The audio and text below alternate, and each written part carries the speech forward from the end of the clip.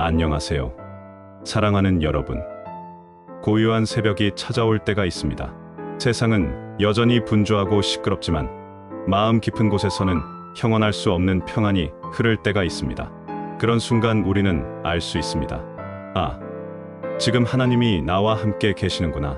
그분이 내 곁을 떠나지 않으셨구나 하는 확신을 말입니다. 고요한 새벽이 찾아올 때가 있습니다. 세상은 여전히 분주하고 시끄럽지만 마음 깊은 곳에서는 형언할 수 없는 평안이 흐를 때가 있습니다. 그런 순간 우리는 알 수 있습니다. 아, 지금 하나님이 나와 함께 계시는구나. 그분이 내 곁을 떠나지 않으셨구나 하는 확신을 말입니다. 오늘 나눌 이야기는 하나님이 절대 떠나지 않으시는 사람들의 은밀한 세 가지 특징에 대한 것입니다.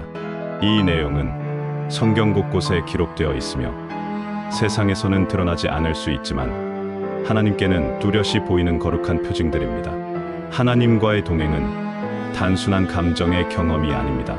그것은 삶의 깊은 뿌리에서 솟아나는 반응이고 눈에 보이지 않지만 분명히 존재하는 은밀한 증거입니다. 성경은 그 은밀한 특징들을 진리로 드러냅니다. 첫 번째 특징부터 깊이 살펴보겠습니다. 첫째, 하나님이 떠나지 않으시는 사람은 말씀 앞에서 타협하지 않습니다. 시편 1편 1절에서 이렇게 말씀하십니다.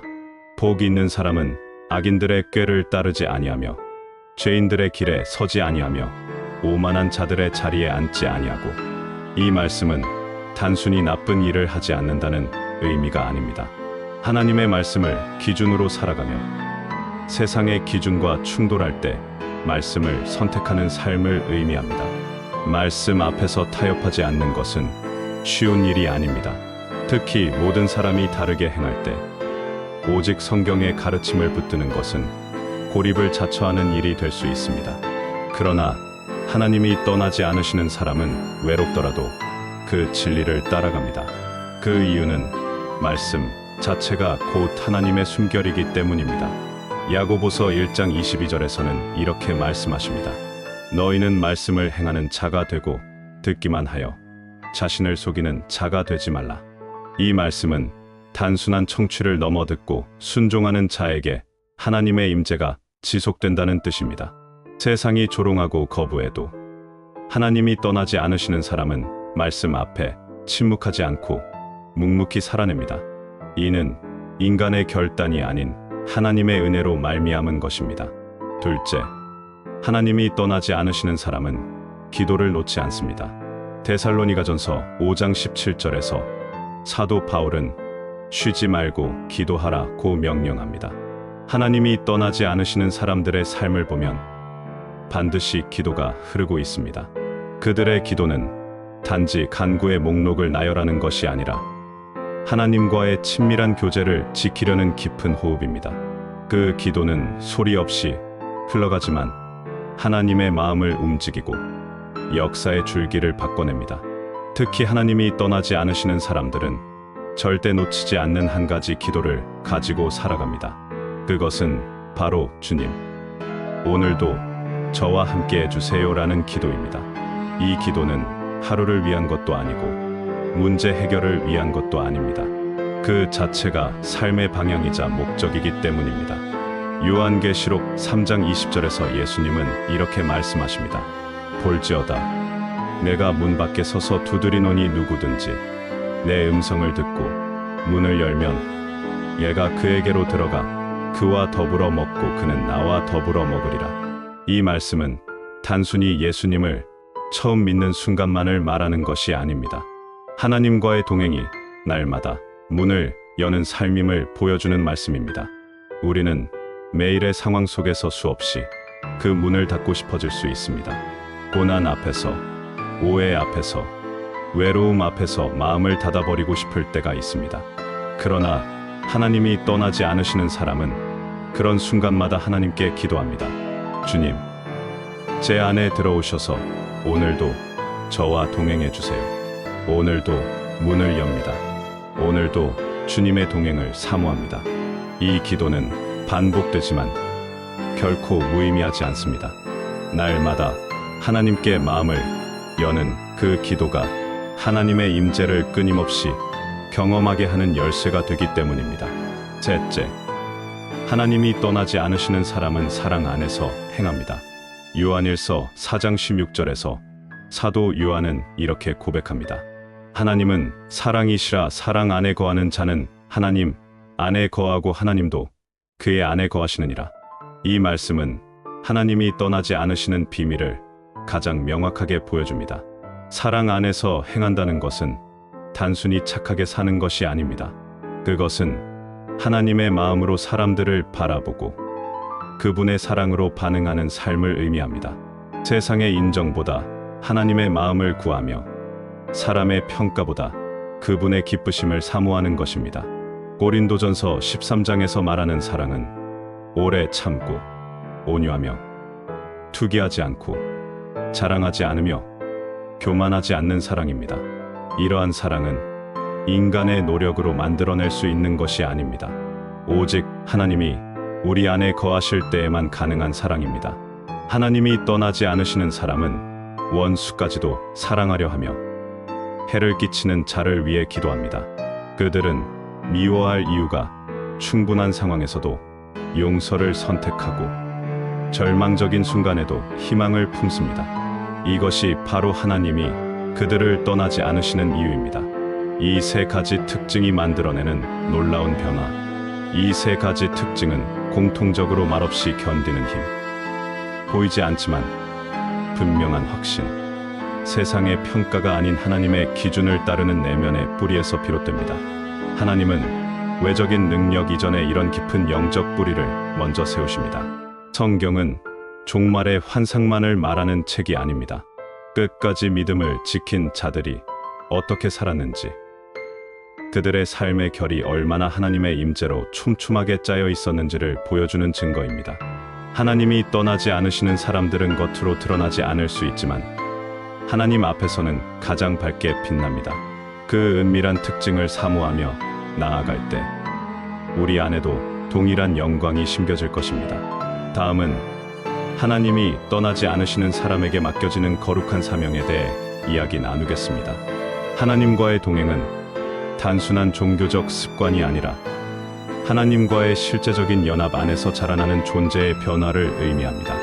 말씀 앞에서 타협하지 않는 태도, 뒤도를 놓지 않는 삶, 그리고 사랑 안에서 행하는 모습은 모두 하나님의 임재가 머무는 사람의 은밀한 증거였습니다. 그런데 하나님은 그저 우리 안에 머무르시는 분이 아니라 우리를 통해 당신의 일을 이루시는 분이기도 합니다. 그래서 하나님이 떠나지 않으시는 사람에게는 반드시 하나님께서 맡기시는 사명이 주어지게 됩니다. 이 사명은 화려하고 거창해 보이지 않을 수 있지만 하나님 나라에서는 가장 무겁고 복된 자리입니다. 첫 번째 사명은 빛을 발하는 사명입니다. 마태복음 5장 14절에서 주님은 이렇게 말씀하십니다. 너희는 세상의 빛이라. 산 위에 있는 동네가 숨겨지지 못할 것이요. 이 말씀은 단순히 착하게 살라는 뜻이 아니라 어둠 가운데서도 하나님의 성품을 드러내라는 의미입니다. 하나님이 떠나지 않으시는 사람은 말로 전도하기 이전의 삶으로 빛을 발합니다. 그들의 존재 자체가 주변 사람들에게 소망이 되고 그들의 태도가 하나님의 선하심을 증거합니다. 이는 인간의 노력이 아닌 하나님의 임재로 말미암은 것입니다. 하나님은 그 빛을 통해 어둠에 있는 자들을 찾으시고 길 잃은 영혼들을 부르십니다. 둘째는 중보하는 사명입니다. 디모데전서 2장 1절에서 사도 바울은 이렇게 권면합니다. 그러므로 내가 첫째로 권하노니 모든 사람을 위하여 간구와 기도와 도구와 감사를 하되. 하나님이 떠나지 않으시는 사람은 결국 중보자가 됩니다. 그 중보는 단지 기도회에서만 이루어지는 것이 아닙니다. 일상의 모든 순간에서 다른 이들을 위해 마음을 품고 그들의 필요를 하나님 앞에 가져다 놓는 삶이 중보입니다. 하나님께서는 이 중보를 통해 다른 사람들의 마음을 여시고 때로는 막힌 길을 뚫으며 절망한 영혼에게 희망을 심으십니다. 그리고 하나님은 이 중보의 순간마다 함께 하십니다. 이 두 사명은 세상적으로는 전혀 화려하지 않습니다. 오히려 조용하고 눈에 띄지 않으며 때로는 외롭고 손해보는 길일 수 있습니다. 그러나 하나님은 이런 사명을 맡은 사람들을 하늘의 기록 가운데 가장 빛나는 자로 세우십니다. 성경이 보여주는 그 수많은 환상과 예언의 장면 속에서도 가장 중심에는 늘 빛을 발하고 중보하는 사람들이 있습니다. 그들이야말로 하나님 나라의 진짜 전선에서 싸우는 용사들이기 때문입니다. 다음은 하나님이 떠나지 않으시는 사람이 경험하는 가장 깊은 기도에 대해 이야기 나누겠습니다. 하나님이 떠나지 않으시는 사람은 반드시 기도하는 사람입니다. 그러나 그들의 기도는 단지 간구의 목록을 나열하는 것이 아니라 하나님과의 친밀한 교제를 지키려는 깊은 호흡입니다. 그 기도는 소리 없이 흘러가지만 하나님의 마음을 움직이고 역사의 줄기를 바꿔냅니다. 특히 하나님이 떠나지 않으시는 사람들은 절대 놓치지 않는 한 가지 기도의 깊이가 있습니다. 그것은 바로 주님, 저를 주님의 뜻대로 빚어주세요 라는 기도입니다. 이 기도의 본질, 이 기도는 자신을 위한 것도 아니고 문제 해결을 위한 것도 아닙니다. 그 자체가 하나님과의 연합을 추구하는 영혼의 갈망이기 때문입니다. 예레미야 18장 3절에서 하나님은 이렇게 말씀하십니다. 너는 일어나 토기장이의 집으로 내려가라. 내가 거기에서 내 말을 내게 들려주리라. 토기장이가 진흙을 빚어 그릇을 만들듯이 하나님은 우리를 빚으셔서 당신의 뜻에 합한 그릇으로 만드시기를 원하십니다. 하나님이 떠나지 않으시는 사람은 그런 순간마다 하나님께 기도합니다. 주님, 제가 원하는 모습이 아니라 주님이 원하시는 모습으로 저를 빚어주세요. 오늘도 주님의 손에 저를 맡깁니다. 이 기도가 가져오는 변화, 이 기도는 반복되지만 결코 무의미하지 않습니다.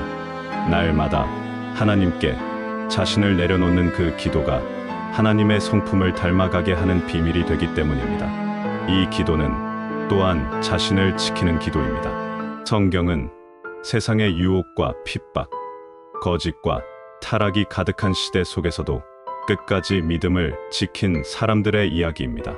그리고 그 중심에는 늘 하나님께 자신을 맡기는 자가 있습니다. 계시록 5장 8절은 이렇게 말합니다. 금 대접을 가졌으니 이는 성도의 기도들이라. 이 구절은 하늘의 보좌 앞에까지 성도의 기도가 상달되며 그것이 하나님 앞에서 향기로운 향처럼 받아들여진다는 의미입니다.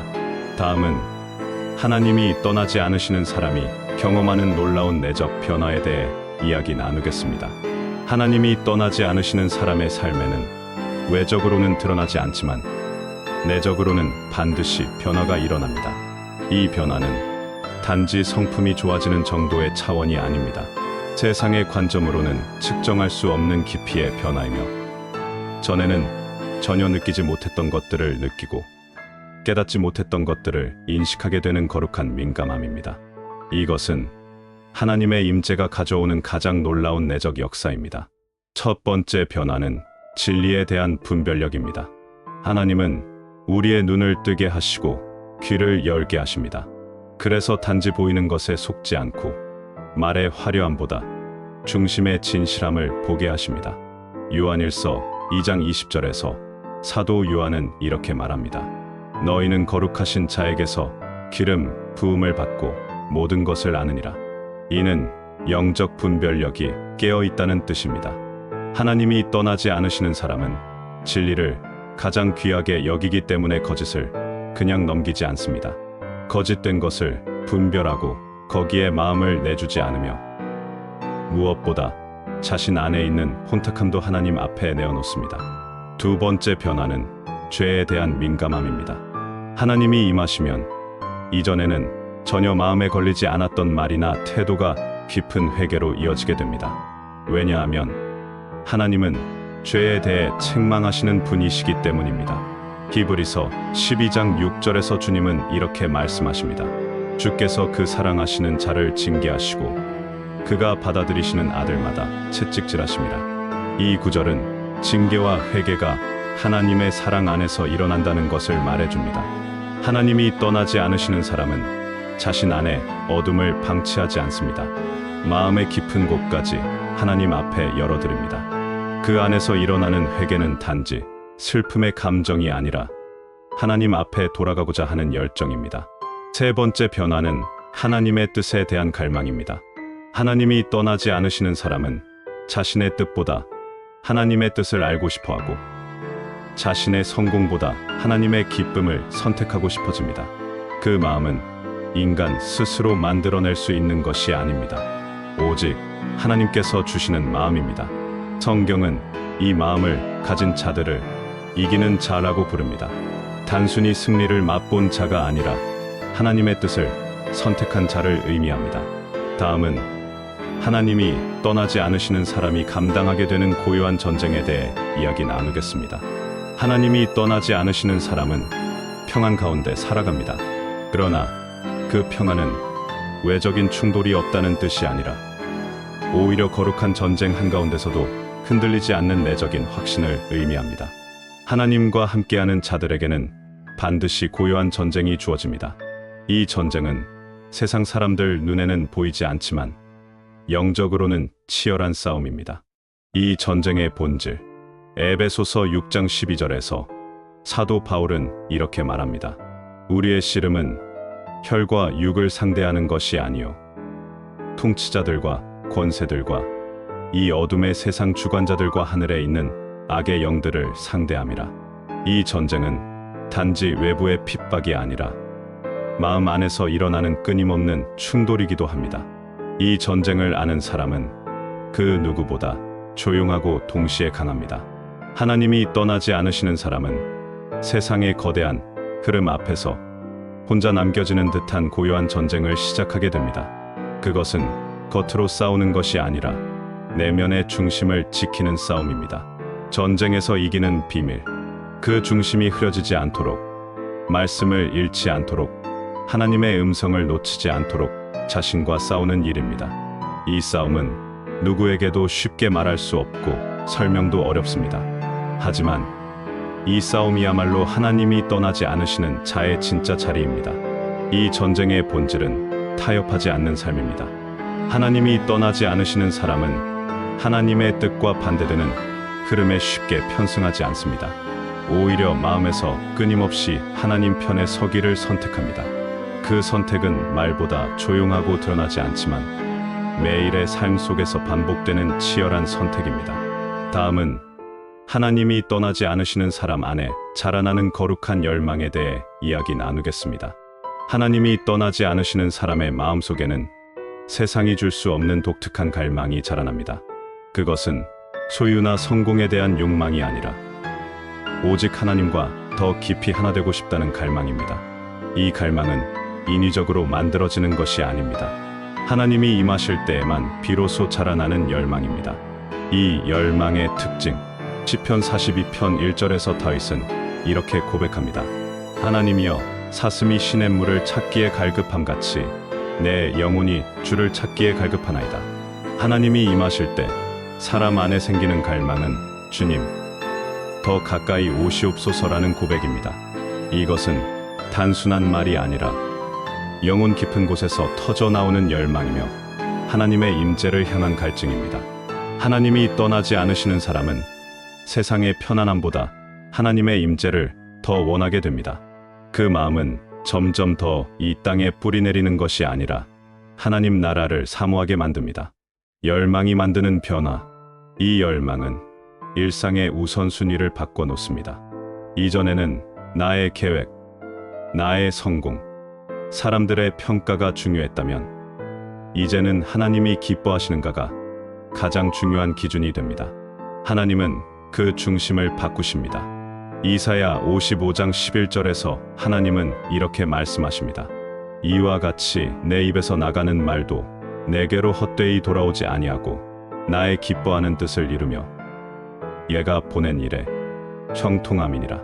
하나님이 떠나지 않으시는 사람은 자신의 겉모습에 만족하지 않습니다. 오히려 자신 안에 하나님을 향한 생명이 자라고 있는지, 하나님의 임재를 향한 갈망이 식지 않았는지를 점검하며 살아갑니다. 그들은 바쁘고 피곤한 하루 중에도 주님, 제가 지금도 주님을 갈망하고 있습니까? 라고 묻습니다. 그 질문이 바로 거룩한 열망의 증거입니다. 하나님이 주시는 이 열망은 단지 감정적인 동요가 아닙니다. 그것은 중심을 움직이고 방향을 바꾸는 강력한 동기입니다. 그래서 하나님이 떠나지 않으시는 사람은 크고 화려한 목표보다 하나님이 기뻐하시는 길을 걷고자 합니다. 사람들이 보지 않아도 괜찮고 결과가 당장 눈에 보이지 않아도 흔들리지 않습니다. 오직 하나님께 더 가까이 가고자 하는 열망 하나로 오늘도 삶을 정돈해 갑니다. 다음은 하나님이 떠나지 않으시는 사람이 이 땅에서 누리게 되는 확실한 보호에 대해 이야기 나누겠습니다. 하나님이 떠나지 않으시는 삶에는 눈에 보이지 않는 확실한 보호가 함께합니다. 이 보호는 외적인 상황이 아무리 요동쳐도 하나님의 손 안에 있다는 깊은 확신으로부터 옵니다.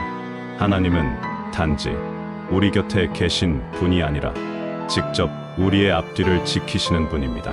성경은 이 확실한 보호의 본질을 반복해서 강조합니다.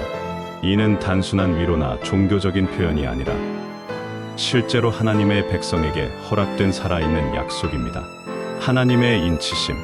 시편 91편 11절에서 다윗은 이렇게 고백합니다. 그가 너를 위하여 그의 천사들을 명령하사 내 모든 길에서 너를 지키게 하심이라. 하나님이 떠나지 않으시는 자는 이 보호하심을 받은 자입니다. 그들의 이마에는 눈에 보이지 않지만 하나님께서 보시는 거룩한 표가 새겨져 있습니다. 이 인치심은 모든 재앙과 심판, 유혹과 미혹 속에서도 그들의 중심을 지켜주는 강력한 영적 방패입니다. 하나님은 이 보호를 보장하는 분이며 아무리 격동하는 세상 한가운데에 있어도 우리를 끝까지 지켜주시는 분입니다. 보호의 실제적 모습. 이 보호는 단지 육체적인 안전만을 의미하지 않습니다. 그것은 영혼의 방향과 정체성을 지켜주는 깊은 보호입니다. 하나님은 시험이 찾아와도 흔들리지 않도록 우리의 믿음을 지켜주시고 중심을 보호하십니다. 세상은 끊임없이 두려움과 불안으로 우리를 흔들지만 하나님과 함께하는 사람은 그 안에서도 이상하리만큼 담대함을 경험하게 됩니다. 그것이 바로 하늘의 보호 아래에 있는 삶입니다. 하나님이 주시는 보호는 상황을 바꾸는 방식이 아닐 때가 많습니다. 오히려 그 상황 안에서 우리의 믿음을 굳게 세우시고 감정을 안정시키며 분별력을 유지하도록 도우십니다. 이 보호는 깊은 고요함으로 다가옵니다. 세상이 요동쳐도 내 마음 중심에 평안이 깃들 때 우리는 알게 됩니다. 아, 하나님이 지금도 나를 붙들고 계시는구나. 그것이 바로 하나님의 보호입니다. 다음은 하나님이 떠나지 않으시는 사람의 입술에서 흘러나오는 놀라운 고백에 대해 이야기 나누겠습니다. 하나님이 떠나지 않으시는 사람의 삶은 그들의 입술에서 흘러나오는 고백을 통해 더욱 분명히 드러납니다. 이 고백은 단지 말의 표현이 아니라 하나님과의 관계에서 우러나오는 내면의 진실이자 믿음의 열매입니다. 성경은 그 고백이 단순히 믿는다는 수준을 넘어서 세상 앞에 드러나는 영적인 권위와 담대함으로 작용한다는 사실을 강조합니다. 하나님과 함께 걷는 사람은 결국 반드시 말하게 됩니다. 그리고 그 고백은 세상을 바꾸는 힘을 가집니다.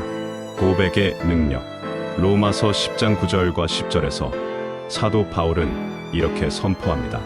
내가 만일 내 입으로 예수를 주로 시인하며 또 하나님께서 그를 죽은 자 가운데서 살리신 것을 내 마음에 믿으면 구원을 받으리라. 사람이 마음으로 믿어 의에 이르고 입으로 시인하여 구원에 이르느니라. 여기서 말하는 시인하는 고백은 단순히 예수님을 안다고 말하는 수준이 아닙니다. 자신의 생명을 걸고라도 예수 그리스도를 부인하지 않는 깊은 신앙의 고백입니다. 하나님이 떠나지 않으시는 사람은 절망 가운데서도 희망을 말하며 두려움 앞에서 담대함을 말하고 뜻이 보이지 않는 순간에도 하나님의 선하심을 고백할 수 있는 자입니다. 고백의 근원. 이 고백은 삶의 중심에서 시작됩니다. 하나님은 우리 안에서 하나님을 아버지라 부르게 하시는 분이십니다. 갈라디아서 4장 6절에서는 하나님께서 우리로 하여금 아바 아버지라고 부르게 하신다고 했습니다. 하나님이 떠나지 않으시는 사람은 자신이 받은 구원의 은혜를 잊지 않습니다. 그리고 그 은혜는 반드시 입술을 통해 드러납니다. 말의 습관이 바뀌고 고백의 내용이 달라지며 무엇보다 말의 목적이 하나님께 영광 돌리는 방향으로 변하게 됩니다. 이 고백은 주변을 살리는 능력이 있습니다. 하나님은 그 사람의 고백을 통해 주변 사람들의 마음을 여시고 때로는 무너진 믿음을 일으키며 침묵한 영혼에게 소망을 심으십니다. 그렇기 때문에 하나님이 떠나지 않으시는 사람은 자신의 말을 가볍게 하지 않습니다. 작은 말 한마디에도 책임을 느끼고 그 말이 하나님을 드러낼 수 있기를 기도합니다. 샵샵 다음은 하나님이 떠나지 않으시는 사람만이 누리는 마지막 날의 상급에 대해 이야기 나누겠습니다. 하나님이 떠나지 않으시는 삶은 단지 이 땅에서만 의미 있는 것이 아닙니다. 하나님은 끝까지 함께 걸은 자들에게 마지막 날 반드시 보답하십니다. 그 상급은 금이나 은처럼 사라질 것이 아니며 사람의 손으로 줄 수 없는 영원한 기업입니다. 성경은 이 마지막 날의 상급을 아주 구체적이고 엄숙하게 기록합니다. 그리고 이 상급은 모든 신자에게 주어지는 것이 아니라 끝까지 하나님과 함께 동행하며 충성을 지킨 자들에게만 허락된다는 점에서 더욱 중요합니다. 첫째, 하나님의 얼굴을 보는 복입니다. 계시록 22장 4절은 이렇게 말합니다. 그의 얼굴을 볼 터이요 그의 이름도 그들의 이마에 있으리라. 이 구절은 단순히 은유가 아니라 하나님과 함께 거룩함을 따라 살아온 자들에게 주어지는 실질적인 약속입니다. 이 땅에서는 하나님의 임재를 부분적으로만 경험하지만 그날에는 얼굴과 얼굴을 맞대는 친밀함이 주어집니다. 하나님과 동행하며 자신을 내려놓고 말씀을 붙들고 회개의 삶을 살아온 사람들은 그날 하나님의 얼굴을 뵙는 자격을 얻게 됩니다. 하나님의 얼굴은 구원의 완성이며 모든 고난의 이유를 설명해주는 해답입니다. 하나님은 우리 안에서 이 복을 사모하게 하시고 마지막 날까지 이 길을 걸어가게 하십니다. 둘째, 생명수의 강에서 영원히 목마르지 않는 은혜입니다. 계시록 22장 1절에서는 이렇게 선포합니다. 또 그가 수정같이 맑은 생명수의 강을 내게 보이니 하나님과 어린 양의 보좌로부터 나서 이 약속은 단지 위로가 아닙니다. 하나님과 함께 살아온 자들이 결국 도달할 목적지이며 하나님이 친히 보장하신 생명의 자리입니다. 이 땅에서는 수많은 눈물이 있었습니다.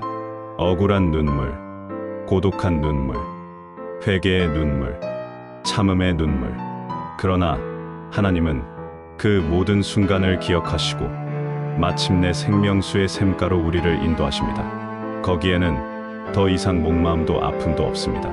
그것이 바로 하나님과 함께 걸어온 자들에게 예비된 복된 안식입니다.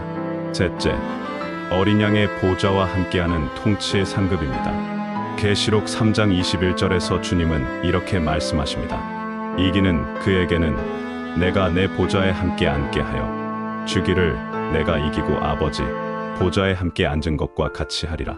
하나님과 동행하며 이긴 자들에게는 단지 용서만이 아니라 하나님의 일에 함께 참여하는 통치의 영광이 주어집니다. 이는 단순히 높아지는 것을 의미하는 것이 아니라 하나님과 가장 깊은 연합 속에서 그분의 뜻을 이루는 자로서의 영원한 위치를 말합니다. 하나님이 떠나지 않으시는 사람은 이 땅에서도 하나님의 뜻을 위해 싸웠고 말씀을 지켜냈고 세상 앞에서 예수님을 고백했습니다. 하나님은 그런 자들을 영원한 보좌의 동역자로 세우십니다. 이것이야말로 상급 중의 상급이며 천상의 기업입니다. 오늘부터 시작하는 동행, 이 세 가지 상급은 결코 공로로 얻는 것이 아닙니다. 오직 하나님과 함께 걸으며 끝까지 믿음을 지킨 자들에게 은혜로 주어지는 것입니다. 그리고 이 상급은 마침내 하나님과의 동행이 완전히 하나님의 나라 안에서 이루어졌음을 선언하는 보증입니다. 하나님은 처음부터 끝까지 우리의 여정을 인도하시며 그 길을 홀로 걷지 않도록 도우십니다. 이 땅에서 하나님과 함께하는 사람은 세상의 기준으로는 부족해 보일 수 있습니다. 그러나 하늘의 시선은 다릅니다. 하나님의 발자취를 따라 걸은 사람은 하나님 앞에서 가장 복된 사람입니다. 첫째, 하나님이 떠나지 않으시는 자는 마지막 날 하나님의 얼굴을 직접 뵙는 복을 누립니다. 둘째, 생명수 샘가에서 눈물을 닦으시는 하나님의 위로를 직접 경험하게 됩니다. 셋째, 어린 양의 보좌에 함께하는 통치의 상급을 받게 됩니다.